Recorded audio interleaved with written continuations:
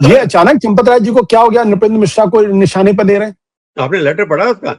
नहीं पढ़ा होगा। मैंने पूरा नहीं पढ़ा मैंने, लेकिन जैसे वंदे मातरम में लड़ाई होती है ना, बीजेपी वाले चिल्लाते हैं कि वंदे मातरम पढ़ा किसी ने होता। कल तो ऑपोजिशन की एक लड़की ने बेचारी ने सारा वंदे मातरम पढ़ दिया, 6 के 6 स्टैंजा। समझ नहीं आया उनको क्या हो गया। मैं भी 2-4 पढ़ सकता हूँ वंदे मातरम कितने क्या हो सकते हैं, पर मैं इसका लेटर किसी ने नहीं पढ़ा। पर सवाल ये है कि जो उन्होंने लिखा है, आप देखिए इसके पीछे थोड़ा सा बैकग्राउंड में जाना पड़ेगा।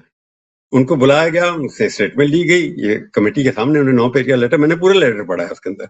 वो अपनी पहले तो कैसे शुरू हुआ राम मंदिर का सारा आंदोलन, कहाँ से शुरू हुआ, क्या हुआ, फिर वो आगे जाकर के वो 2 हिस्सों में बांट देते हैं। ये कंस्ट्रक्शन का जो पार्ट है उसकी बात हो रही है। कंस्ट्रक्शन में हेरा फेरी हुई है, अब चढ़ावा का चोरी हुई है, उसके चंपत राय ने कोई जवाब दिया नहीं उसके अंदर, क्योंकि जिम्मेवारी उनकी वहां थी। अब प्रॉब्लम कहां से शुरू हुई कि जब मिस्टर मिश्रा ने क्यों किया, वो इतने सीनियर IAS ऑफिसर रहे हैं, मुलायम सिंह के साथ रहे, कल्याण सिंह के साथ रहे, प्राइम मिनिस्टर के साथ हैं, मतलब वो ब्यूरोक्रेसी बड़े बड़े खिलाड़ी हैं उनके सारे एक पूरे के पूरे उनके लोग काम करते हैं। 10-12 लोग उनके IAS ऑफिसर हैं जो उनके रिश्तेदार हैं, जो भाई है, ब्रदर है, बहन है। उन्होंने जब कहा ABP के न्यूज के ऊपर कि वहां पर तो डकैती पड़ी है, आपको याद होगा सर, चंपत राय जी को और संघ को वो शब्द चुभा है कि आप सीधा कह रहे हैं कि डकैती पड़ी है, मतलब कंस्ट्रक्शन के ऊपर तो डिस्कशन होनी नहीं थी। अब मिश्रा जी को ये स्टेटमेंट देने की जरूरत क्या थी टीवी के जाकर के, जब कंस्ट्रक्शन के ऊपर सवाल नहीं उठ रहा, जमीन आपने खरीदी उसके ऊपर सवाल नहीं उठ रहा, कंस्ट्रक्शन में कितने पत्थर लगे, कितने क्या है क्या नहीं उठ रहा, तो अगर लेटर को पढ़ेंगे कि हर चीज डिस्कस होती थी समिति में, जो वो लेकर के आते थे हम उनको रिकॉर्ड करते थे। समिति का जो हमारी मैनेजमेंट कमेटी थी उसका उनके साथ लेना देना कुछ नहीं था। उनका ये था कि आप कंस्ट्रक्शन के ऊपर इंक्वायरी करिए ना, ये इनडायरेक्टली है उनका, और कंस्ट्रक्शन के ऊपर हेरा फेरी हुई है, कोई डिस्कशन हो नहीं रहा। ये सिर्फ एक तरह से इनडायरेक्ट अटैक बैक है कि आपने हमारे संघ के अधिकारी के ऊपर, दोनों के ऊपर कह दिया कि डकैती हुई है।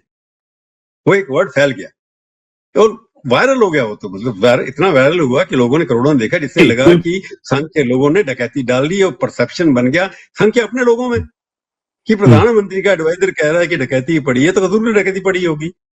और निकला क्या वहां, अभी तो जो फर्स्ट रिपोर्ट आई है उसमें तो कुछ लिखना ही, जो 8 लोग को पकड़े गए, 8-10 लोगों का है, बाकी सारे का सारा पैसा लगता है अभी तक सामने। अब रिपोर्ट के ऊपर क्रेडिबिलिटी कितनी है इसके ऊपर मैं डिस्कशन में नहीं पढ़ूंगा, सेकंड रिपोर्ट अभी आनी है। तो आप जो सवाल उठाते कि झगड़ा जी संघ का वाकई उस लेटर के अंदर मिश्रा के ऊपर कोई अटैक नहीं है, डाइवर्जन है। मैं ये कहूंगा, ये नहीं कहा कि वो पैसे खा गए, कहीं भी है सारे लेटर में कहा कि अच्छा काम किया, ये तारीफ की है उन्होंने। पर पहले 2-3 सेंटेंसेस जो हैं उस तरह से लिखे गए हैं कि हमारा जो कंस्ट्रक्शन होता था, ये अपनी कमेटी रिपोर्ट लेके आती थी, कंस्ट्रक्शन हमारे को बताती थी, उनके साथ इंजीनियर आते थे, NBCC के जो थे वो भी आते थे, वो सब रिपोर्ट लिखते थे, हम उसको मान लेते थे, कोई परिवर्तन नहीं होता था किसी किस्म का। अगर आपको वहां पर लगता है कि दीवार के अंदर 200 करोड़ रुपए खर्चे हुए हैं, तो इंडायरेक्टली कहने वाले अगर पढ़ते चले जाइए, उसके अंदर तो ये है कि कंस्ट्रक्शन के अंदर कोई गड़बड़ हुई है तो उसके लिए मिश्रा जी जिम्मेवार है। तो मैं ये नहीं कहूंगा कि उनके ऊपर कोई जवाब है, सवाल ये कि उनके ऊपर लेटर के अंदर कहीं भी कोई भी आरोप नहीं है, एक सिर्फ काउंटर है कि आपने हमारे को डकैती कही थी, इसलिए हम ये कहेंगे कि आपका भी ये कंस्ट्रक्शन है उसके ऊपर कुछ होना चाहिए।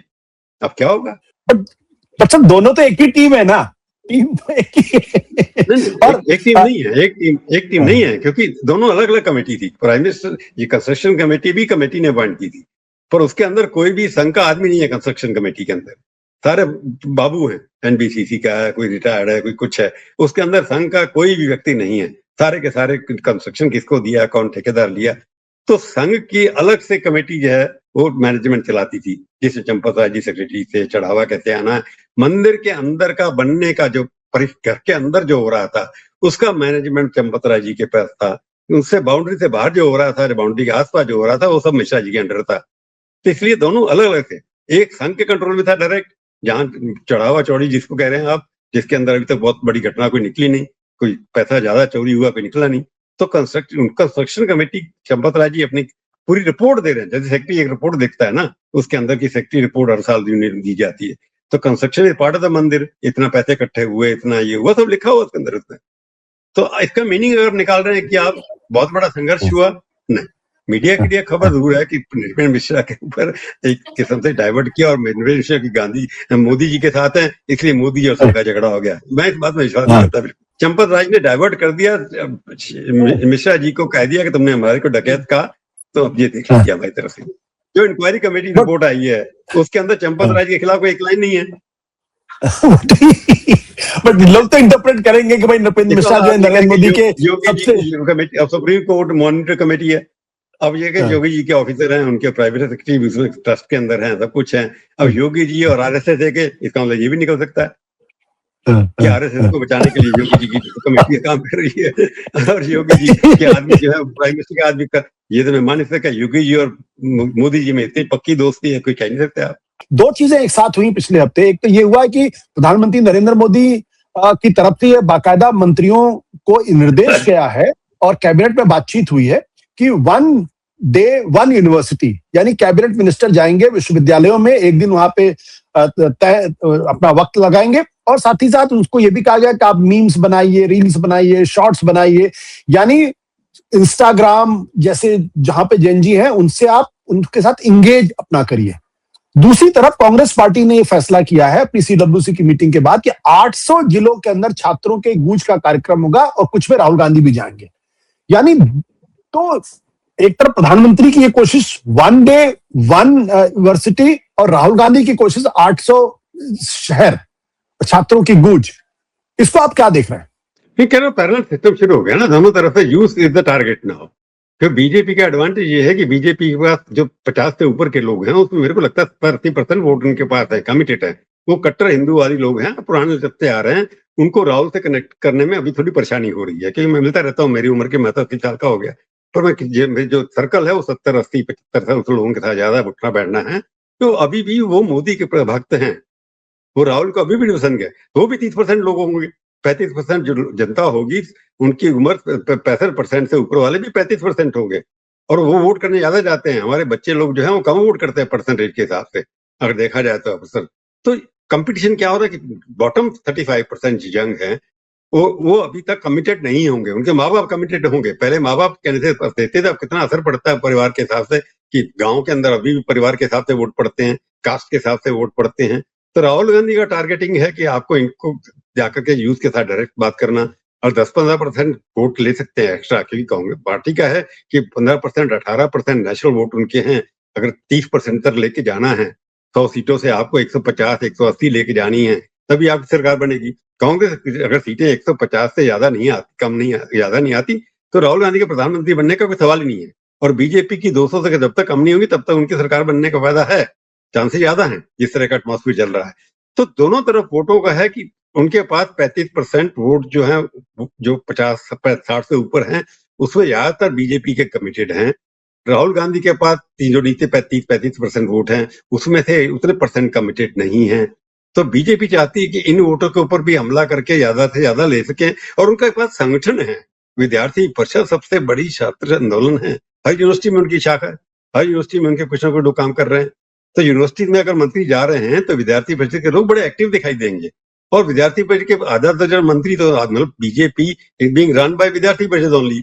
सबसे ज्यादा लोग ऑफिस में उनके विद्यार्थी परिषद के हैं। नई टीम जो आई है उसमें विद्यार्थी परिषद के लोग हैं। तो पहले यूथ कांग्रेस से लोग आते थे, जितने भी थे। अब मेरे को लगता है यूथ नाम की संस्था कहाँ गई समझ नहीं आता। जितने भी लोग बने, आनंद वाले लीजिए आप, उसके बाद जितने मुकुलवास निकले लीजिए, जितने बड़े लोग ले लेंगे, वो सारे के सारे यूथ कांग्रेस के माध्यम से आए थे। तो यूथ कांग्रेस अभी डोरमेंट है, उसमें से लीडर निकल करके नहीं आ रही है। एनएसयूआई से लोग आते थे, वो नहीं आ रहे उतनी तेजी से। कांग्रेस को वो सोचना होगा कि NSUI youth Congress leader produce करने में असफल क्यों नहीं हो रही। आपने सुना कभी यूथ कांग्रेस का धरना हुआ, आंदोलन हुआ सारे देश के अंदर? मैं तो नहीं सुना कई सालों से। वो यूथ कांग्रेस के अंदर पहले युवा अपने क्या बोलते हैं, कर्नाटका के श्रीनिवास हैं, वो बड़े एक्टिव रहते हैं, अभी भी उनको बनाया कांग्रेस सेवा दल का अध्यक्ष, वो बहुत एक्टिव है।